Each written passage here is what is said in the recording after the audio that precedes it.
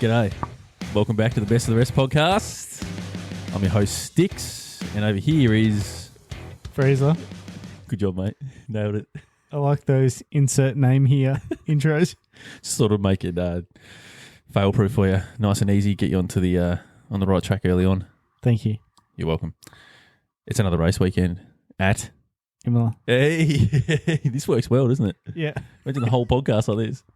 Good. What's Imola's full name? Can you read that out for me, please? Oh, Imola's full name? Yeah. Let me have a look here. Because I really Amelia Romagna? Amelia Romagana? What is it? I don't know. What about this part here? What about that? Oh, the whole... this little description-y one. Yeah, okay, so... The race weekend is at... Formula 1 AWS Gran Premio del Made in Italia. Italia. That was the easiest. That's the word I know. Made in Italy.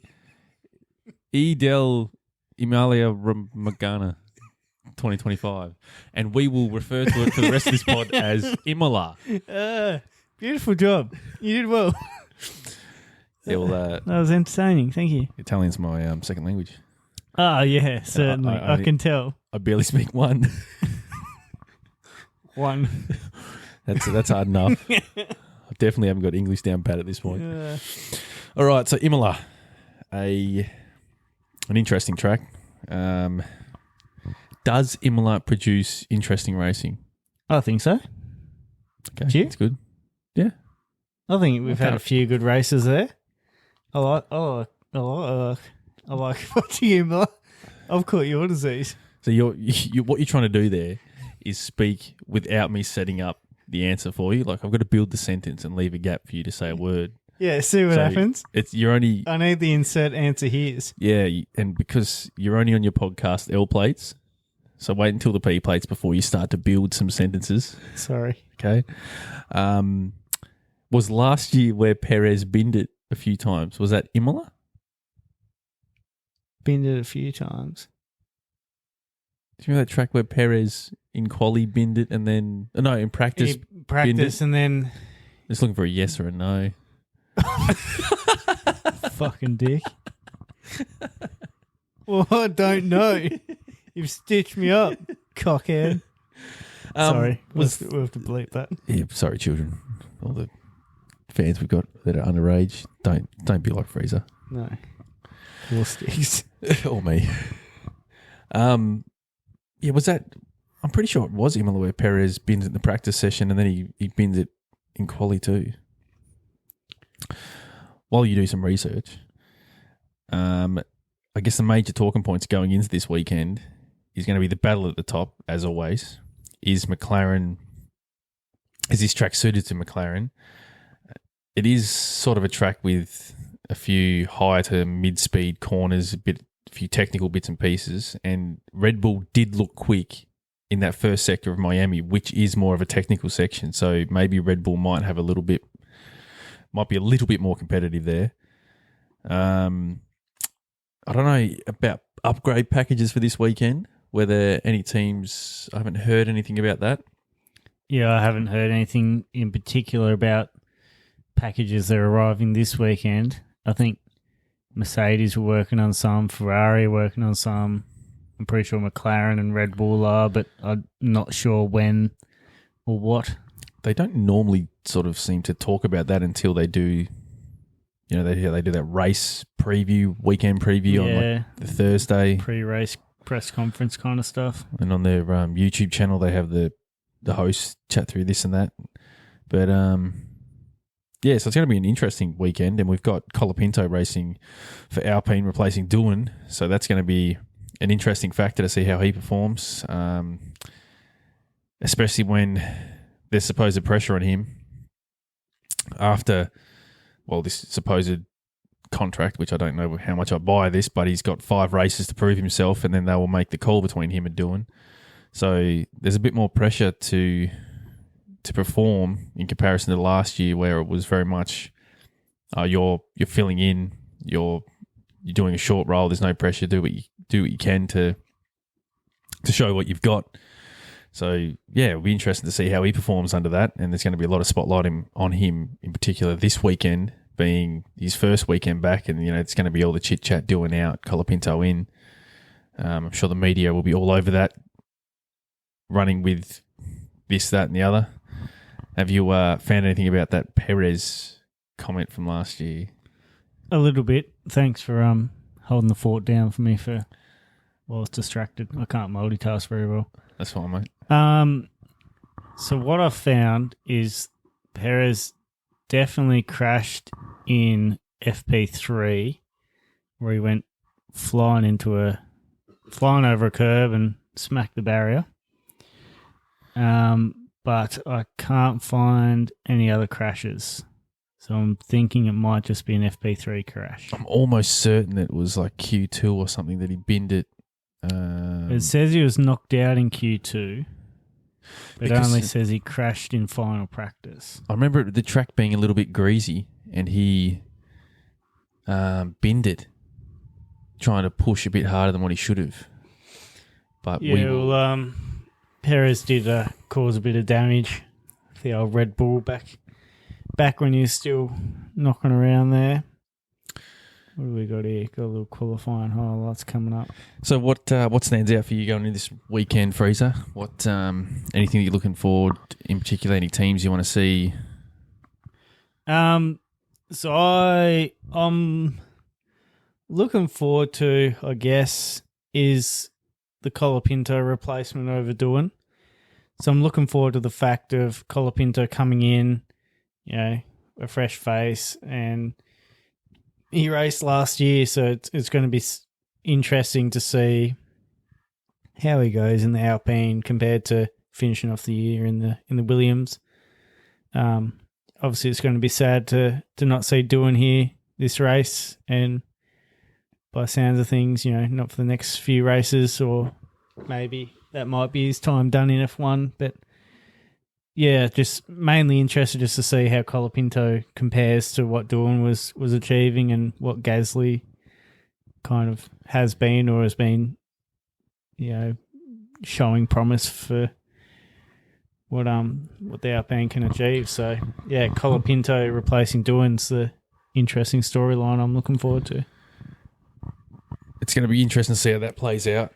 And what's going to be interesting in the round where he will be racing, who will be competing against. Like Haas have sort of been up and down. Aston Martin have been sort of nowhere. Yeah. Sauber's again sort of nowhere. Hulkenberg's had a few okay performances, but that car looks no good. So yeah, it's a bit of a mess down the back of the field. Haas seem like they've only got one car this year. It's like they've got one car that works. They switch the numbers and take turns in who gets into a good position. Because they'll have one car that say reaches Q3 and the other one's like 18th, but it seems to swap.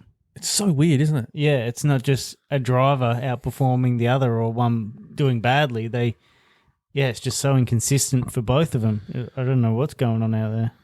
Like even, I guess, last round was a perfect example of that.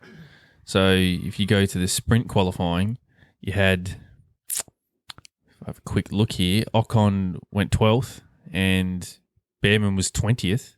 Yeah.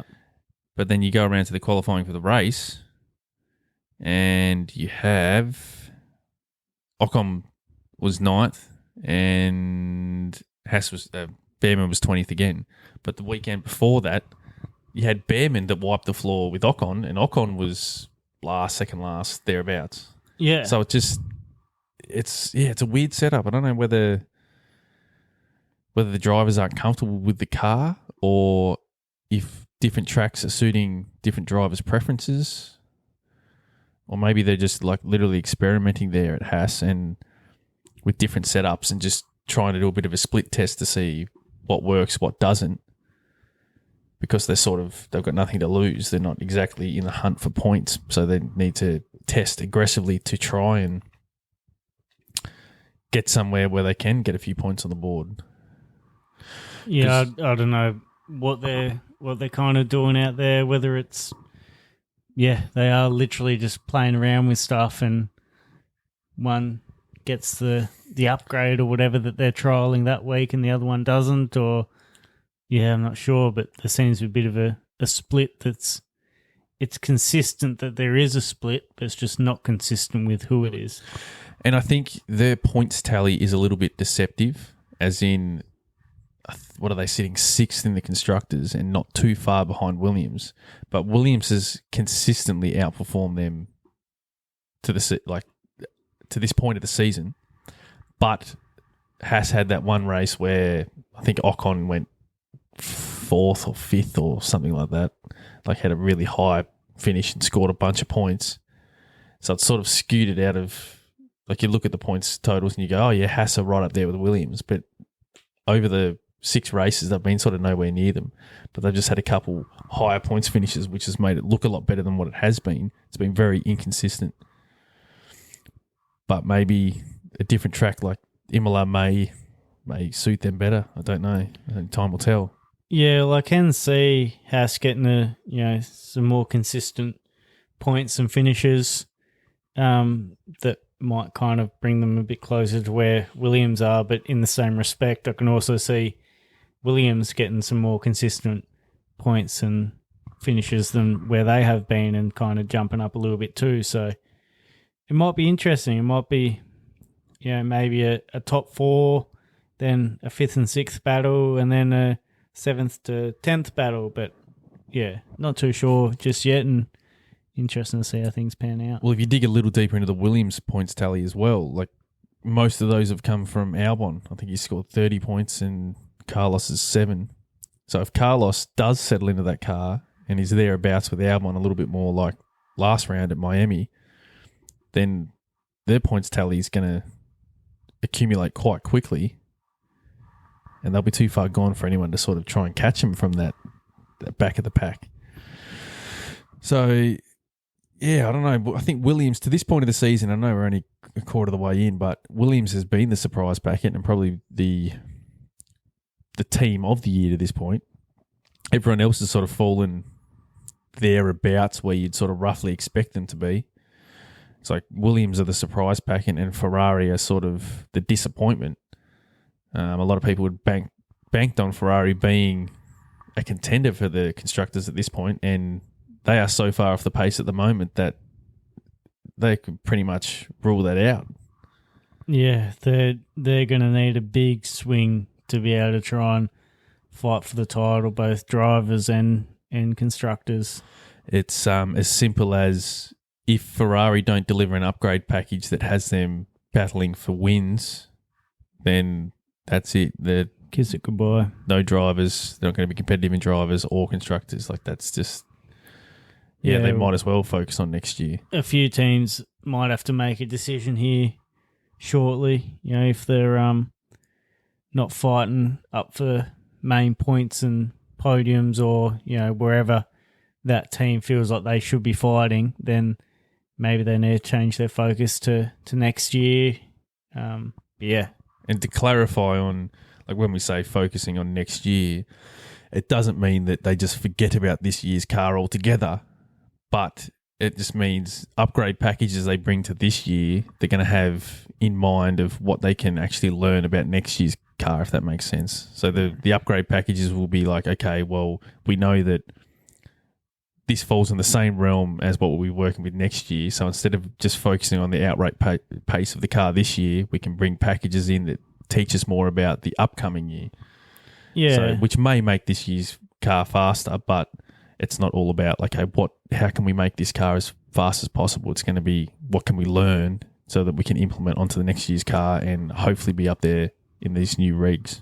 Yeah, 100%. And, they're obviously going to have teams dedicated, like, within their team kind of thing. Like, they're going to have teams dedicated to developing this year or next year or whatnot. So they might have a few of their lead engineers or aeros or whoever focus a bit more on, all right, well, we're going to not worry about the graph pad for this development that we're just looking at, and we'll look at developing more the front wing or whatever for next year.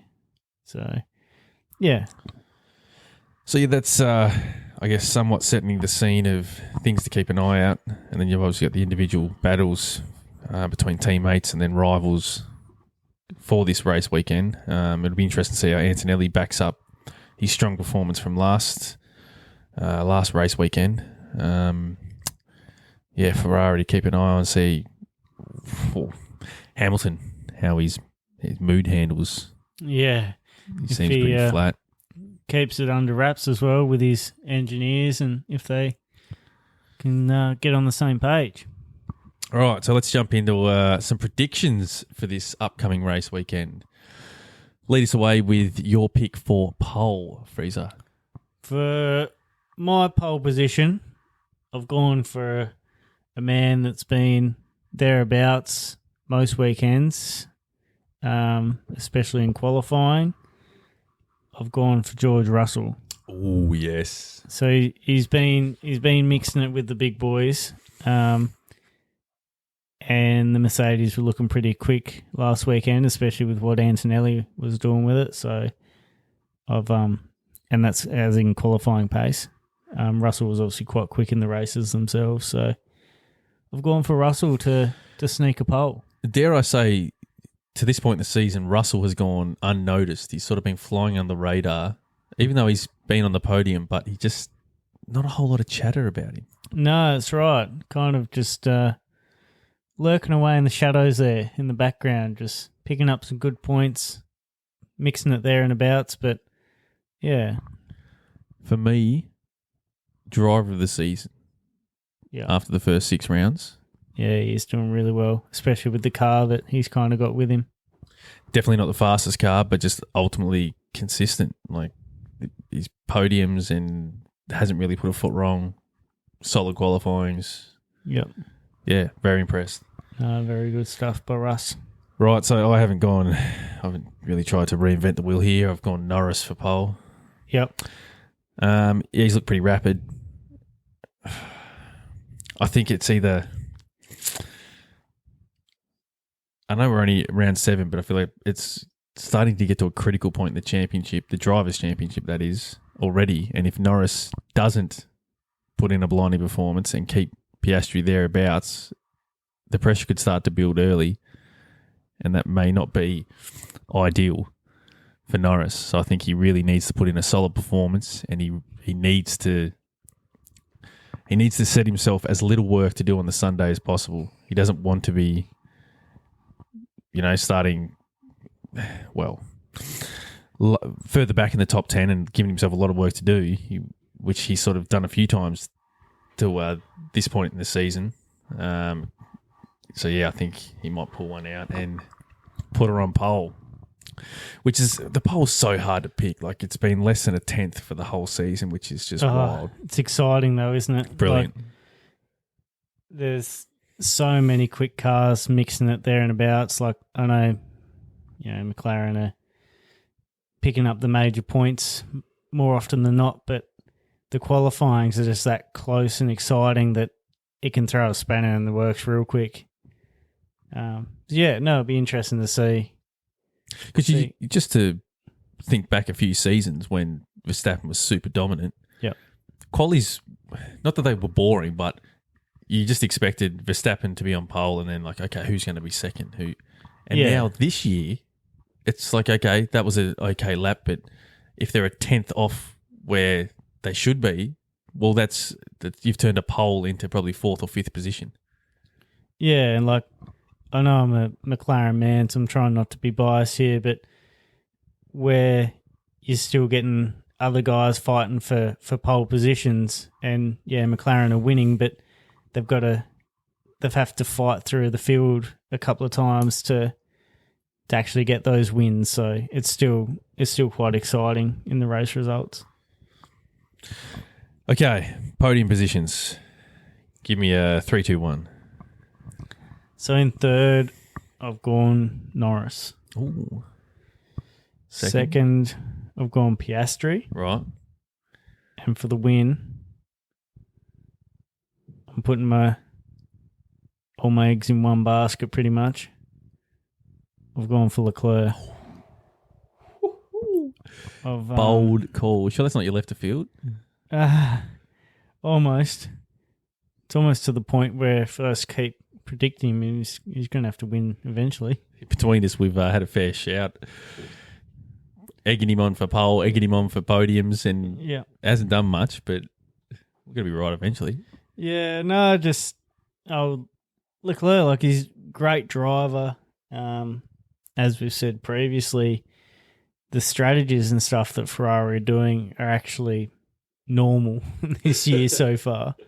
So they're doing all the right stuff. The car just kind of seems to be off the pace a bit. So yeah, I'm thinking that he can put one together, and being, Imola, Italian fans, just the hype.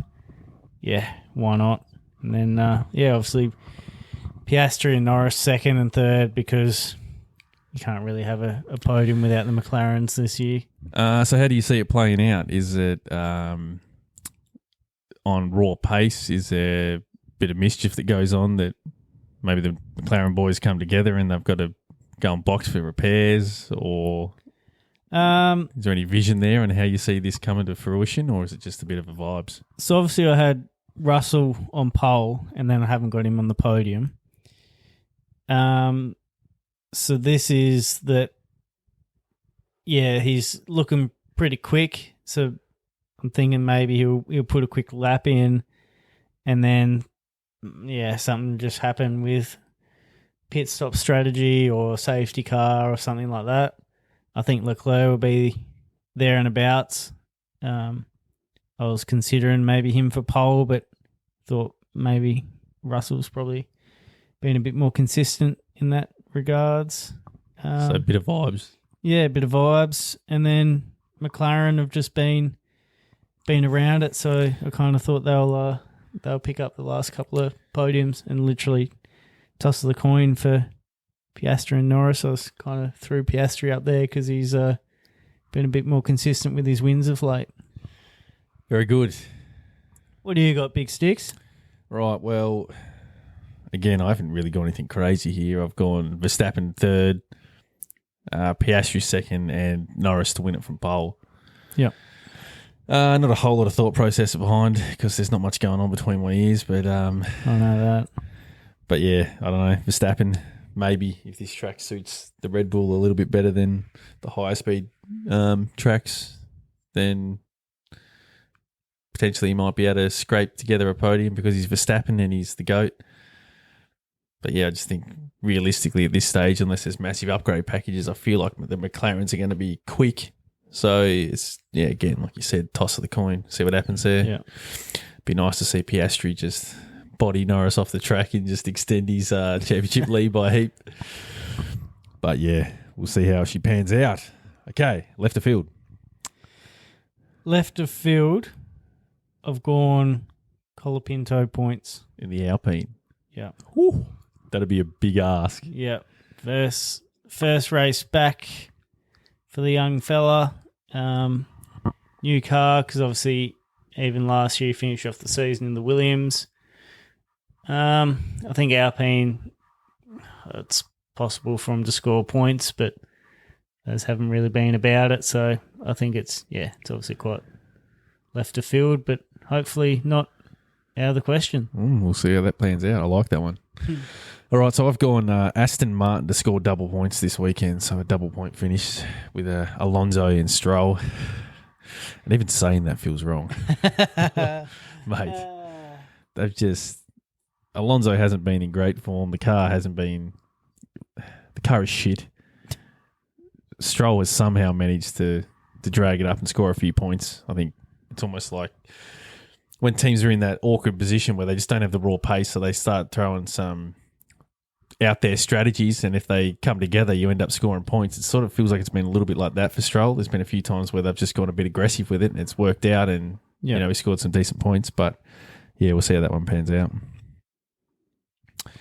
DNF risk, mate. Lead us away. Who you got? Well, I hate to spoil your party, but I've gone Colapinto to DNF. Oh, ouch. So I've gone points. And you've got one end of the scale and I've got the other. Yeah. Fucking oath. Any thought process, vibes? What's the go? Just a bit of rust. Bit of rust? Yeah. You know, Gotta shake her off. work her out. And I feel like Imola's pretty unforgiving. Yeah. There's a few corners there where, you make a mistake, you're into the wall. But, we'll see what happens. You? DNF risk, Ocon. Pure vibes. Vibes. Yep. Yeah. That's how I've led most of my DNF risk this year. It's the way to go. Vibes are always right. Yeah. More often than not. Just vibe I don't it. know. I'm just not feeling that it's going to be a top 5 team driver. So I started looking through the mid to bottom. Didn't want to pick on Stroll again. Didn't want to pick on anyone down the bottom again. So I went kind of a midfield-ish, and unfortunately Ocon copped it this week. He's your second least favourite driver, isn't he? No? Comment. So who would fill that role then of your second least favourite driver? I'm not answering that. Okay, so it's Ocon. Moving on. No, it's not. Are we... no, we're going to scrap. We decided... We were predicting safety cars, but then we decided that was a bit meh. Yeah, it's just... So we've handballed that one on. Otherwise, we're probably just going to keep going one each week and see how we go. Bit of a snooze fest, isn't it? It's not overly entertaining. If you have any other suggestions on areas you'd like to see us throw a quick prediction in, hit us up. Throw your own predictions out there. Love to hear. Yeah, we start getting the fans involved. If you've got some predictions, throw them out there. We'll read them out. Right, so I think that's about all I've got to say about the upcoming race, mate. You got anything more to add? No, nothing more to add, really. Just excited, ready to sit down and watch one again. And there is something about just comparing like Formula One to football, for example. Yeah. You know, obviously when football's on here in Australia, AFL, 24 weeks or whatever it is, and then finals, but it's week in, week out. Yeah. There's something nice about having a weekend off. It builds up the excitement even more for the next round. Yeah, I think it does. And you just got some of those that are obviously quite different. Sprints, triple headers, double headers. But I'm keen. Imola's a bit of a classic, so keen to get there. And it's also big vibes, big hype. Italian fans fucking love it. So yeah, it's sweet. All right, time to box. I want a smooth landing this time, Captain. Time to retire today's episode. If you've liked us, hit follow, subscribe, share. Hit us up with another F1 fan. Thanks for listening, and we'll catch you later. That one was autopilot. Thanks, mate. I was preempting. Catch ya. Bye.